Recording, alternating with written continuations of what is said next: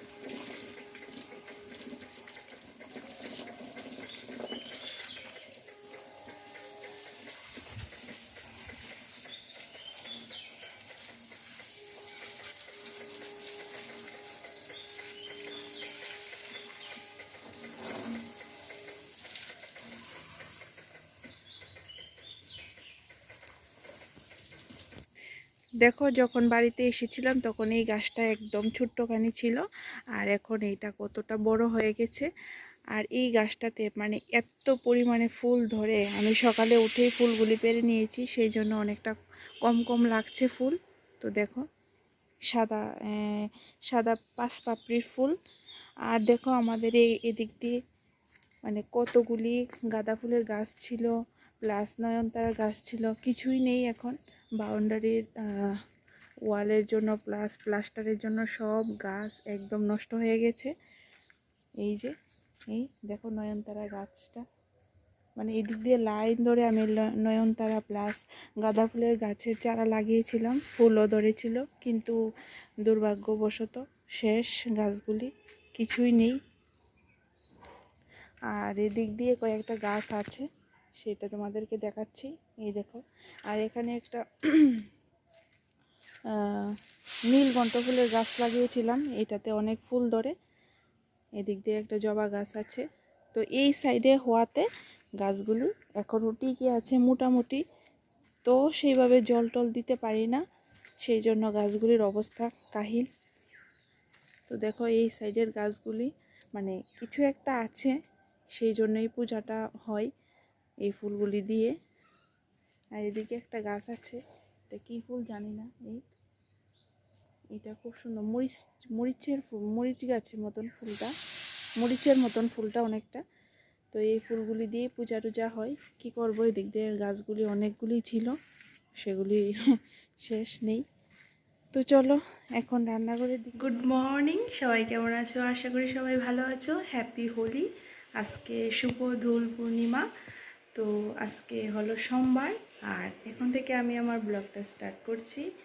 তো কালকে তো দেখলেই মা একটা দুল বানিয়ে দিয়ে গেল, তো এটাকে এখন আমি তুলসীর বেদির সামনে আনবো, এনে এটা এই ঠাকুরকে একটু পুজো দেব। তো তোমরা ব্লগটা দেখতে থাকো। আজকে খুব ভালো একটা দিন, পূর্ণিমা।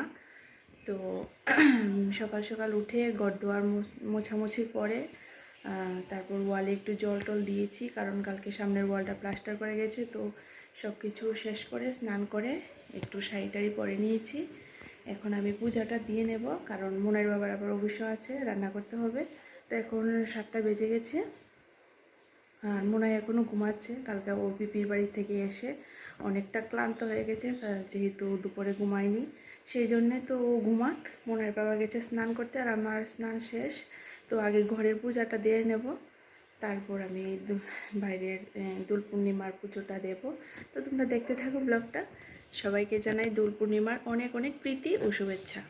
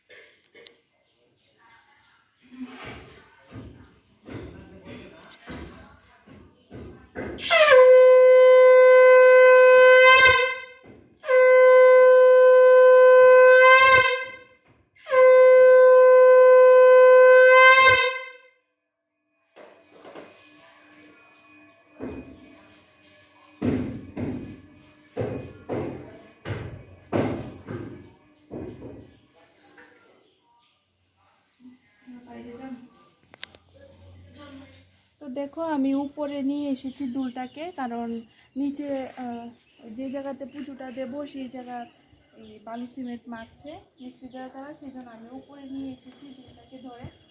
তো দেখো মা আমি সবাই তো সিমেন্টের প্লাস্টার করে দুলে পুজো দেয়, তো আমি এবার এবছর মাটি দিয়েই বানিয়েছি।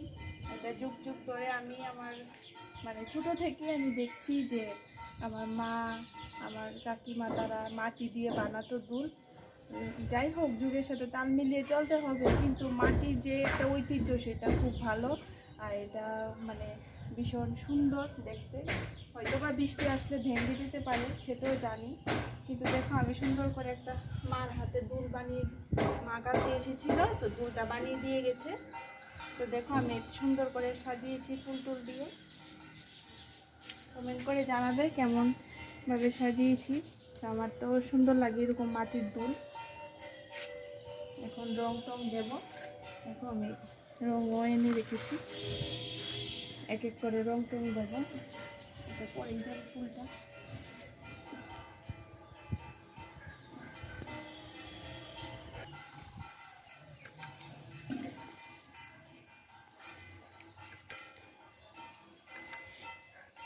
আমি আগে ছোটোবেলা বিয়ের আগে আমি এরকমভাবে নিজেই পুজো দিতাম।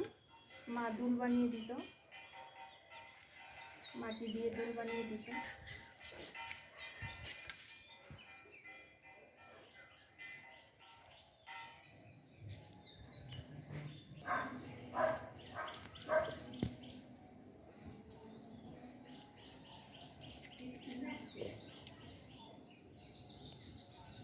দেখো আমার হাত থেকে ওই জোগাড় দেওয়ার জলটা এনেছিলাম, মুখ থেকে জলটাও পড়ে গিয়ে একদম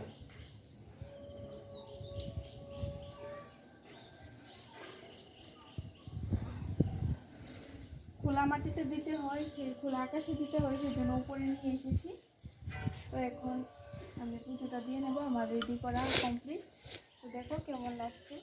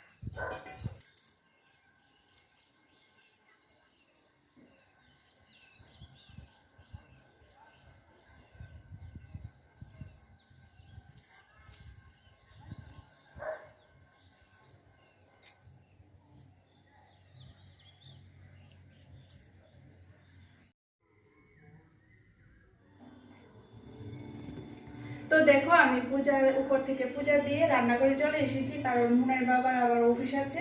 তো পূজাটা দিয়ে ভেবেছিলাম রান্নাটা শুরু করব। তো টিফিন নেবে না, খেয়ে যাবে। কালকে ছুটির বাড়ি থেকে আসার সময় মাংস আর একটু ডাল দিয়ে দিয়েছিল, তো ভাত আমার ছিল দুপুরের কালকে। তো এগুলি গরম করে এখন ও মানে খাওয়া দাওয়া করে যাবে, টিফিন নেবে না। তো আমার উপর থেকে পূজা দেওয়া কমপ্লিট, তো রান্না করে চলে এসেছি। আর মিস্ত্রিটাও তারাও চলে এসেছে, অনেকক্ষণ হয়েছে, চা দেওয়া হয়নি যেহেতু আমি পূজা দিচ্ছিলাম, তো এই জন্যে একটু দেরি হয়ে গেছে। তো আজকের মানে ব্লগটা এই পর্যন্তই। সবাই ভালো থাকবে, সুস্থ থাকবে। আর আমার ব্লগগুলি ভালো লাগলে অবশ্যই লাইক, কমেন্ট, শেয়ার আর সাবস্ক্রাইব করে নিও চ্যানেলটা। আর সবাইকে শুভ দোল পূর্ণিমার অনেক অনেক প্রীতি ও শুভেচ্ছা। সবাই ভালো থাকবে। টাটা আজকের জন্য।